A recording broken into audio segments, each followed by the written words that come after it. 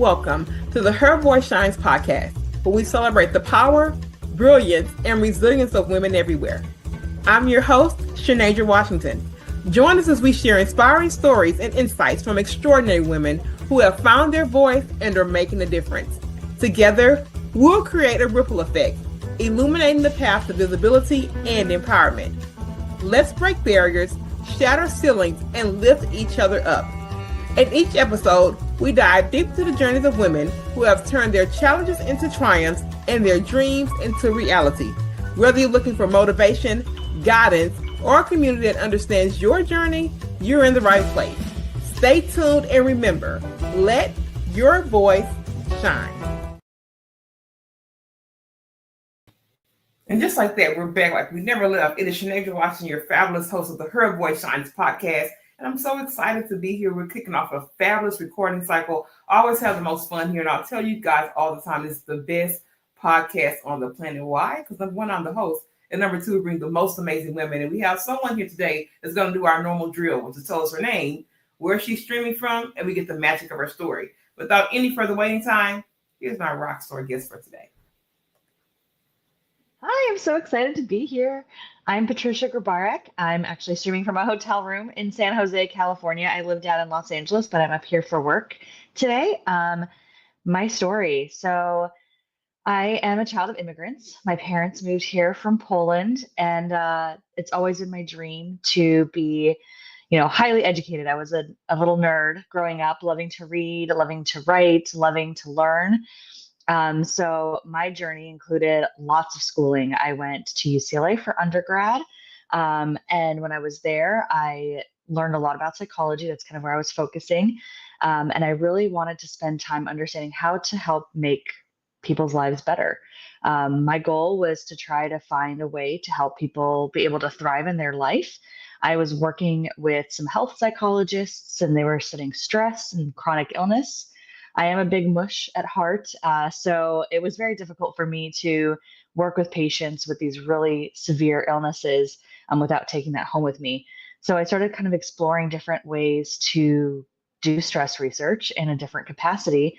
And then I stumbled upon a field called industrial organizational psychology, where psychologists work on how to create better work environments. And I thought that was a perfect fit for me. People spend way too much time at work, at least in the US. So how can we make it better so that people are not going to work miserable? How can we create environments where people feel really great at work? And then when they leave work, they can actually thrive at home as well. So I went to grad school. I was the first person in my family to be a college graduate, and then also go to graduate school, went and got my doctorate in industrial organizational psychology. And from there have just been trying to find ways to fit into different roles where I can actually make a difference in people's work lives. So I went to consulting, and then I've done some internal work on people teams. And most recently, I partnered with a friend of mine from graduate school who also has a similar passion to me, but she went into academia. So she's a professor. She's teaching students, trying to help make the same type of impact, but from a different lens. And we came together to conduct some research on how do we actually create healthy work environments. There's so many little pieces out there. We can bring in things like mindfulness into your day and practice that, right? There's all these little steps, but what is the big thing that actually impacts everybody's day to day? So what we learned from our research is that it's leadership, and it's how leaders create safe environments, the relationships they build with their teams, how they support their people. And so we spent some years doing some research to understand, like, what are those exact steps that leaders can take to create those healthy workplaces that help people actually thrive, both at work, be able to do great work and feel accomplished and successful, but also be able to leave work and thrive in those environments as well. So we turned that into a book and a framework, and that's where my journey is today. So very excited to be here. I love that. And one of the things you said off the rip that stuck out, you said in the US, we spend way too much time at work. And I'm going to say this from a perspective of managing a global financial services team. That was my last role before I stepped out into entrepreneurship, and I worked with people literally all over the world, had a global team. And my relationship to time shifted. My relationship to work shifted. my relationship to what family and really work-life balance really shifted post having perspectives from people of different parts of the world. And when I tell you, like I tell people, I live, of course, in Western culture, but I'm very much aligned to Eastern culture. I'm just in the wrong place and wrong time. My soul is somewhere trapped. I don't know, Patricia. I'm trying to figure it out. But no, I very much love Eastern culture and the methodologies that they use, how they're so rooted really in family, and like work is just this other extended layer and not the main layer. So things in context there that really drove me. The other part about this is I want to go back because you said, oh, I come from immigrants and you're first generation American, you're first generation college graduate. That's a lot of first, Patricia, that comes with its share of things, right? What about forging your own path? And what approach did that kind of help you fall into your kind of career and leadership? You touched on it, but when you're doing a lot of things for the first time, I'm like a first in my family and in a lot of different ways for a lot of different things that I'm doing. And that comes with a lot of pressures and a lot of unknowns. So tell me, how did you navigate that period of I'm the first? It's a great question. And one, I feel you about sometimes feeling like you're trapped in the wrong culture, right? I definitely have those moments. But in terms of how I kind of navigated things, I mean, my parents have always been really supportive, so I'm very grateful to them, but they didn't really know the system.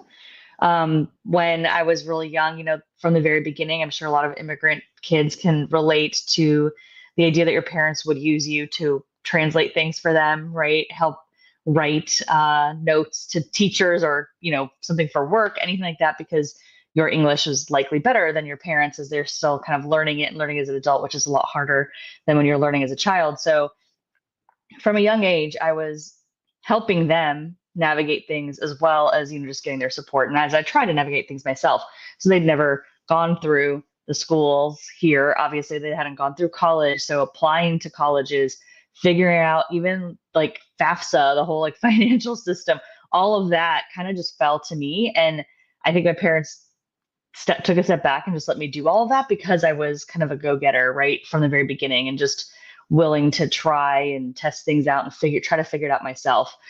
So that allowed them to, be like, oh, well, she's going to be fine. I don't have to worry about it. So I kind of just did it on my own. Same with, graduate schools, trying to figure out where I'm going to go, how I'm going to do things. When I got into graduate school, which is in Pennsylvania, so I went from California to Pennsylvania, my parents helped me move. They like went with me to make sure I got settled in. But again, it was figuring out all the bureaucracy here that was very different than what they grew up with. Kind of just fell into my own lap. And I think that really helped me feel more confident in a lot of the things that I do, right? So because I was able to figure out all the financial forms at like 17 years old for college, by the time it was time to apply for graduate school, it didn't feel so scary. By the time I went out on my own to do this research and write a book, I'd done so many things on my own that it didn't feel scary to just try something new and hope for the best. Yeah, it's very interesting. Although, of course, my family was born here. I was raised with my grandparents. They're 1940s kids. They were born in the 40s. So although, my peers were, their parents and who was raising was like a lot younger. So I started to get like a lot of wisdom kind of before them. I was always kind of like ahead of the curve because the people who are raising me are older. They're at a different stage in their life. So I'm kind of seeing things probably before you actually do it. So when I started my business, and do this, and everybody was just so questioning about it. I'm like, come on, I've literally been balancing checkbooks since I was like 10, or I know how. I've been doing all these things for so long. This is where you have to trust that all of their preparation, even though scary, is actually going to pay off for once, and I'm going to be able to navigate and be more of a risk taker. And just roll with the punches, and I'm very blessed because I think that I've done that better than a lot of people that are around me in my close-knit group, because I'm going to take the risk. I'm going to figure it out. I mean, of course, you're not just doing anything crazy, but those moments actually prepare you. You never know when they're going to pop up. I want to ask you this because I want to talk about really the work that you do, Patricia, which is great. And I've had a good run actually with workplaces this week. A lot of people have been talking about workplaces. We've had some HR consultants come through and hang out this week, and it's really been a great conversation. I want to ask you this, in your words personally, how do you define a healthy and happy workplace? You touched on it a little bit in the first segment, but I just want you to tell me in your words, what is a healthy and happy workplace? It's a great question. And the researcher in me is going to be like, well, in the research we found, but I'll tell you how I defined it myself first. Really, it is very individual as to how you feel in the workplace. And a happy and thriving workplace is where you're able to come into work. You're not feeling stressed by, toxic environment. People are nice, respectful, kind, caring to each other. They're supporting each other. You're able to accomplish things, right? I think it's so important to have a purpose, to feel like you're able to get good work done. So you're not constantly being bogged down in bureaucracy or, having to change what you're working on constantly. So you never actually accomplish anything. That sense of accomplishment is really important. It's also a place where you have actual relationships and friends at work. So people know you, people see you as who you are, your authentic self, to some extent, at least, whatever you're comfortable with. But I feel like when I'm in a workplace where people really know who I am and like see me for who I am, that's very valuable. But then also, they don't see me as just a worker, right? So the people that I'm working with see me as a whole human. And when I leave at the end of the day and I go to live my personal life, or I take a vacation, or, I do what I need to do outside of work, they allow that to happen. You're not being constantly disrupted. You're not being asked to call in the middle of the night, or respond to emails during dinner, or, even something as simple as like taking a Pilates class at lunch, right? Like that stuff is fine. And people allow you to have your own boundaries and allow you to live the life you want to live. And there's a lot of respect around that. And so and it becomes mutual. So you're doing that for others, others are doing it for you. Yeah, sure. And I thought about a lot because, and I tell it pretty transparent in the podcast, is when I left my corporate career in 2021, I left from a toxic place. I wish it didn't have to be that way. I really wish I didn't have to have that type of exit, right? Seriously, because I worked so long in building my career and, climbing the ladder and building the teams. But it taught me so much, really, even on this side, because, talk about this too, about those hard moments. I mean, it was a defining moment for me. And one of the things I said that, if I ever went to build something on my own, all of those principles of leadership, they will be able to flourish here. The ability to connect, build relationships, have the conversations, it will flourish here. So now talking to a lot of people that still work a lot with workplaces, to hear that a lot of those things are still running rampant. Number one, I'm happy I'm gone. Okay. It's first. It's first and foremost. Okay. But I'm also too very happy that I get to lend an ear and then a voice, on the consulting side of it. But the other part of it is this: there's still so much work to do, and the world is constantly evolving, and people and organizations have to evolve with the changing of the climates. Everybody is on edge because there's so many different things. Let's talk about leadership really quickly, because here leadership really plays a part, to me, the strongest part in an organization's success. The strongest your people. What do you believe leaders often miss the mark with when it comes to employee well-being? What are these leaders missing? And tell us about that connection, Patricia, because I know you've done some research and you know these things. I want you to talk about that. Where they're often missing the mark when it comes to the employee well-being. I love that question. It's part of why we did the research that we did, right? Is because we saw that organizations are spending millions of dollars, billions of dollars, collectively on workplace wellness, and it's not improving. Employee burnout is at its, highest ever. People are feeling, a lot of stress and strain and toxicity in their workplaces. And the reason is that we're addressing it wrong. So a lot of leaders, depending on the level, they kind of think workplace wellness doesn't fall on their plate. They're thinking it's, there's these programs that HR is doing, and that's where workplace wellness lives. And employees need to take, matters into their own hands and go and make sure they download that mindfulness app, or go to the yoga class, or use the therapist, or whatever that is. Those tools are great because it can be supportive and help people with the things that maybe they want in their wellness journey, but that's not the whole story. And leaders actually need to take some ownership and responsibility for what they are doing and how they're creating their environments, because ultimately workplace wellness looks different for everybody. What people want in their days, what people want in their life varies a lot. It varies by life stage. Someone in their 20s wants something different than someone in their 40s.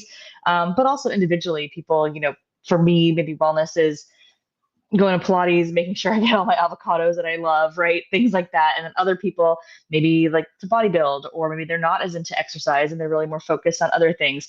And that's all fine. But what matters in the workplace is leaders creating those environments where people can set their boundaries, do what they want to do what they need to do. There's a lot of things you have to take care of in your personal life that maybe aren't things you want to do, right? You have 6 parents or what have you, but you need that space and that time so you're not getting overwhelmed in the stress in your personal life, which then bleeds into work, and vice versa. So leaders need to take responsibility and realize that wellness isn't a program. It's about how you treat people and the day-to-day experience that employees are actually living. And that's what we found in all of our research. Workplace wellness was defined differently by most individuals. They think about mental health, physical health, emotional health, work-life balance. But what mattered to them was that day-to-day experience with their leaders. Yeah, sure. And I love that you said that wellness is not a program. It is a day-to-day interaction, and people have to remember that. But also, too, Patricia, you said something about boundaries. And I got a boundary question for you, because you said, I didn't say it, you said it. You said you had a business mentor that told you that you were chasing money and not goals.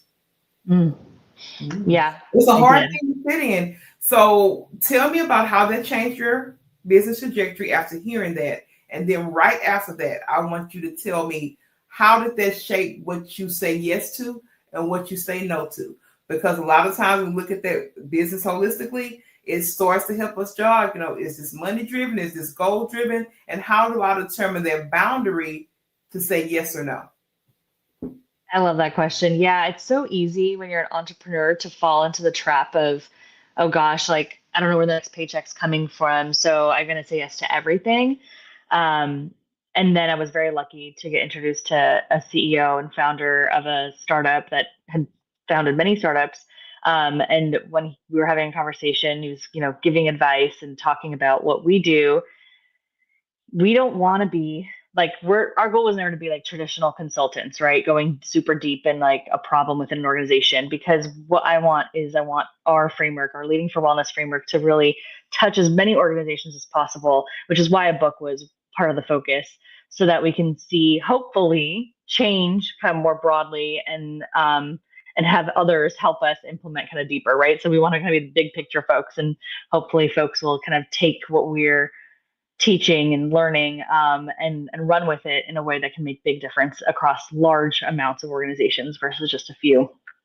Anyway, so we're talking about that, and he's like, but you're taking these really deep consulting projects and you're spending, a year working with a client on a specific issue, and some of the issues aren't even 100% related to this specific framework, right? There's things that are kind of close by, similar, that you have expertise in, but they're not exactly your wheelhouse. So what I'm hearing is that you're a consultant, not that you're doing this kind of broader thought leadership work.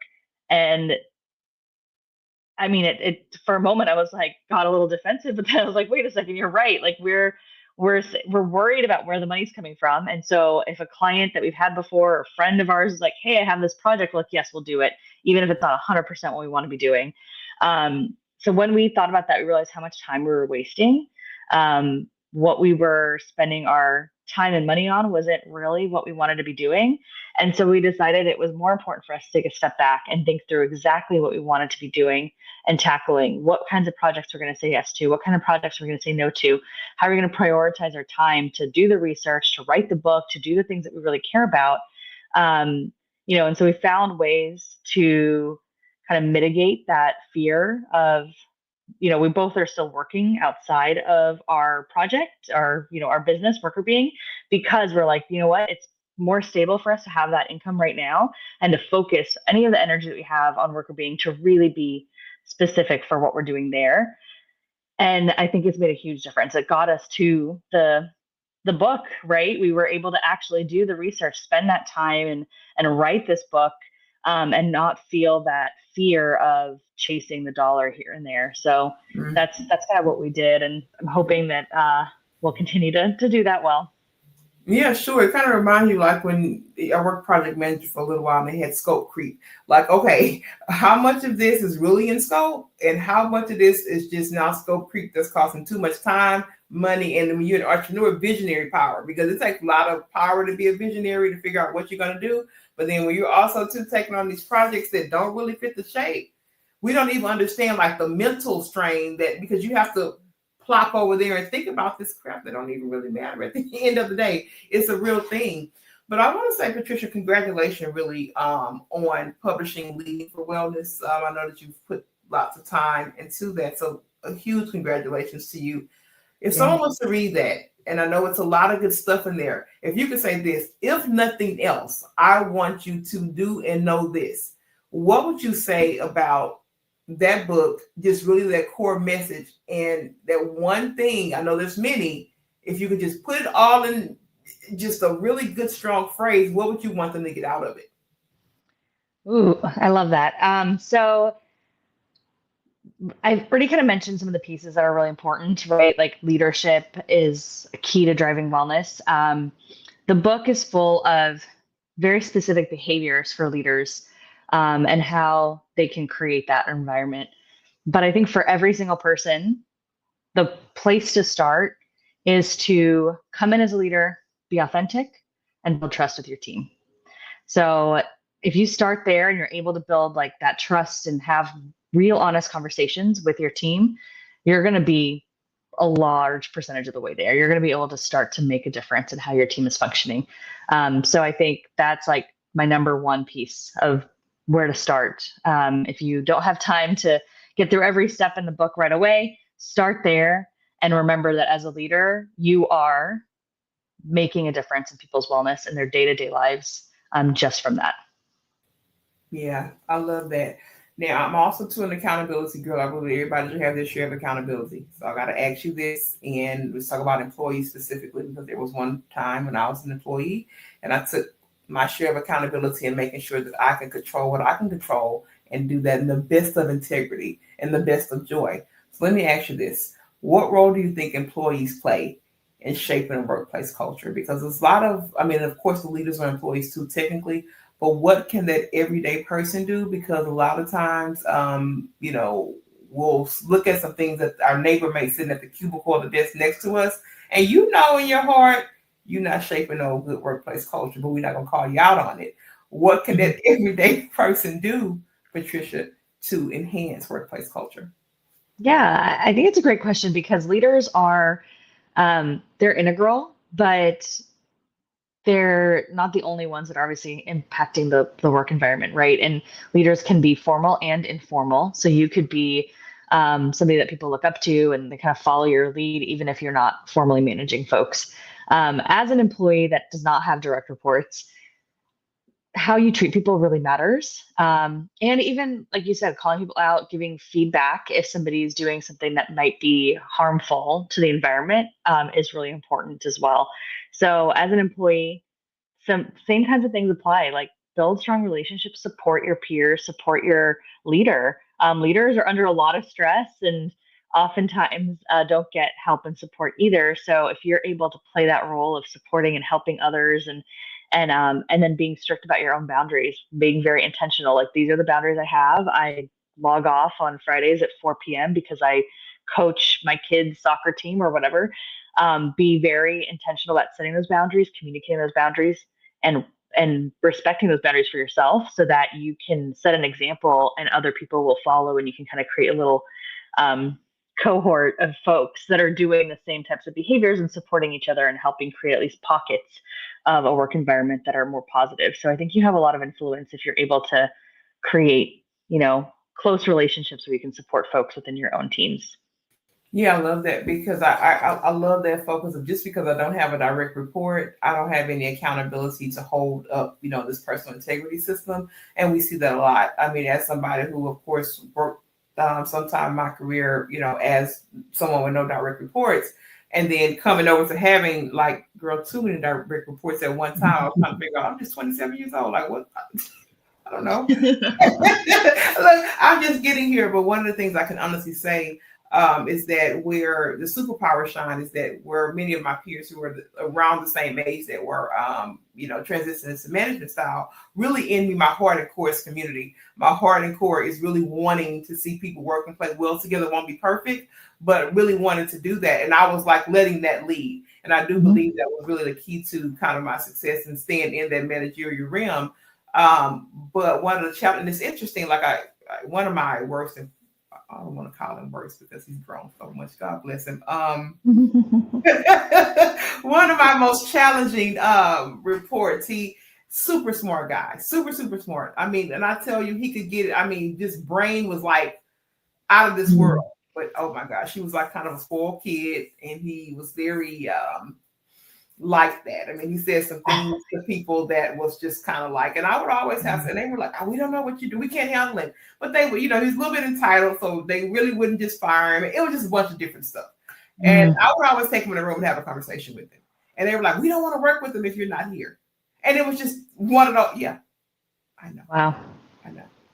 And it was one of the things, and years later, I was thinking I was so young now. I was like, I don't even know how, at that time, I don't even know how I had the strength or where the words even came from to even help him like that. But he reached out to me recently on LinkedIn. And one of the things he said, even though I know that you were telling me some hard things, he said, for some reason, I will listen to you. Because I would always just ask him, like what's going on? Like, why would you say this to that young lady? I said, let me correct my language. I'm not going to ask you what you would do at home because obviously it's some things that you were doing at home that's not acceptable out here in the real world. So let me correct this. We're not going about based on what you know because what you know obviously is not good enough. So let me re-educate you to tell you how to navigate that conversation or talk with somebody even when you don't disagree. Let's have a conversation.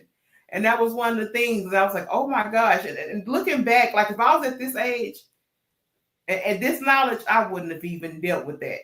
I wouldn't have because I know where I am now. But at that stage, and to hear him come back, I mean, it's at least been 7, 8 years. My baby's 8 now, so it had to be about 9 years now.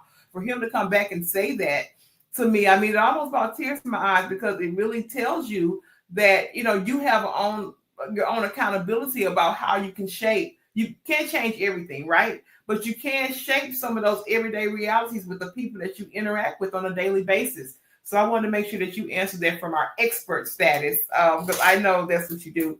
Now, I want to have a clean segment for Worker Bee, Patricia, because I know we've talked about it, we've integrated throughout the interview, but I like to have my guests have a clean segment that tells us the overarching goals of their business in 1 or 2 lines, and then where we can connect with you, whether that's your website, your social handles, but we always want to have a connection point and also to let us know we can find the book. Well, I love that. Thank you so much. So Worker Being, as I mentioned, our goal is to bring science to life and creating thriving work environments. We do that through speaking engagements, leadership workshops, and helping organizations kind of make those shifts and understanding what behaviors are important. We use our Leading for Wellness framework, which is featured in our book. You can buy the book pretty much anywhere you can get a book, Amazon, Barnes & Noble, Target, what have you. And you can find more details on our website, workerbeing.com. If you go to workerbeing.com/book, we have links to where the book is found. It's available on Kindle, hard copy, as well as Audible. And you can connect with me on LinkedIn. You can just search my name. Pretty easy to find. I'm pretty sure it's just /Patricia Grabarek, PhD. And I post there a lot. So hope you all connect with me. I'm excited to see all of you.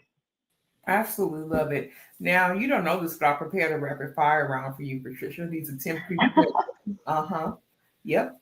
It's 10 pre-prepared questions I have for you. They're designed to keep you present in the moment. You don't get a whole lot. You get a word or maybe a couple sentences, and that's it. So we're going to kick it off with this. Are you an early bird or a night owl? Night owl. Me too. Favorite productivity tool or app? Oh, I just love calendars. I always block my calendars for everything. Got it. Coffee, tea, or something else to fuel your workday? Oh, I'm a tea girl, matcha. Oh, me too. I just had my green tea this morning, girl. Yeah. I love it. Where the energy's coming from. I love green tea. Most used word in your vocabulary right now? I'm a Valley girl at heart. I feel like I say a lot still. Tell me a book you've read more than once, if there are any.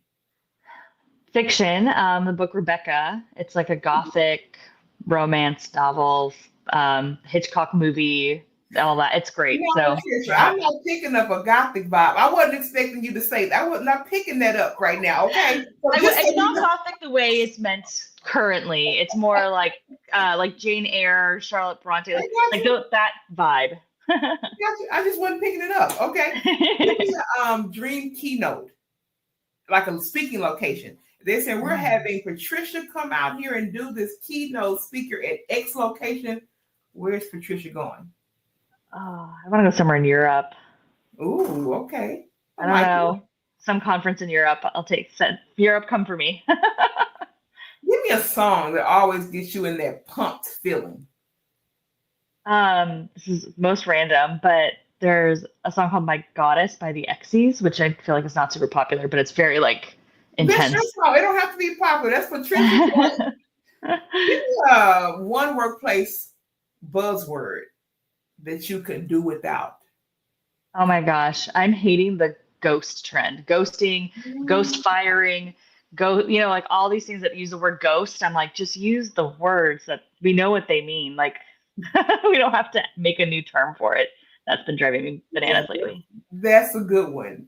Give me your go-to self-care ritual after a long day.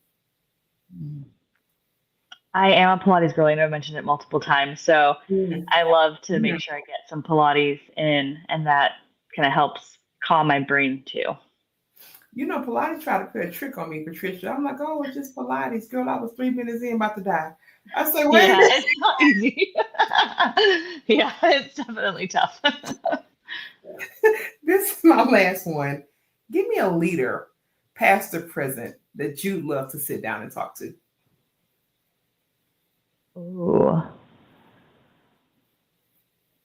I would love to speak to, the female leaders that were extremely strong, like in history, even though I don't agree with a lot of what they did, but people like Queen Victoria or Catherine the Great, just because they were women leading in a time that was not really very open to women. So I'd love to kind of understand who they were. Absolutely.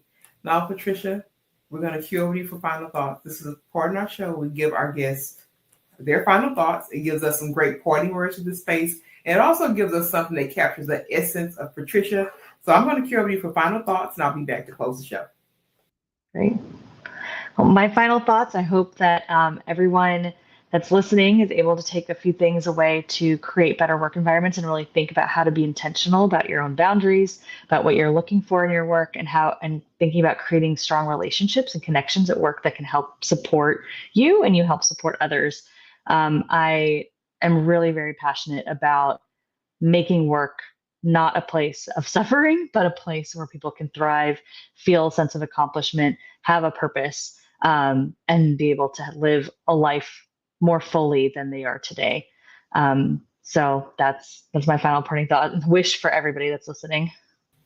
Oh, I love it. And Patricia, what a great day to start my morning. I don't know when you guys will see this interview, but it's been a very pleasant start after, a rough couple days, but I'm back in this recording studio, and I tell people when I step in here, everything around me just falls down because I just get to have really good conversation with people that are doing really amazing things and just bring the most energy. So you have done nothing but that today. So thank you for brightening my morning. I appreciate it. And to everyone that's out there in the Her Voice Shines podcast, I tell you, miraculous things happen when you let your voice shine. And like the people say at church, I love you. There's nothing you can do about it. And we'll be back next time with another amazing woman on the Her Voice Shines podcast. And until then, we're out and we love you.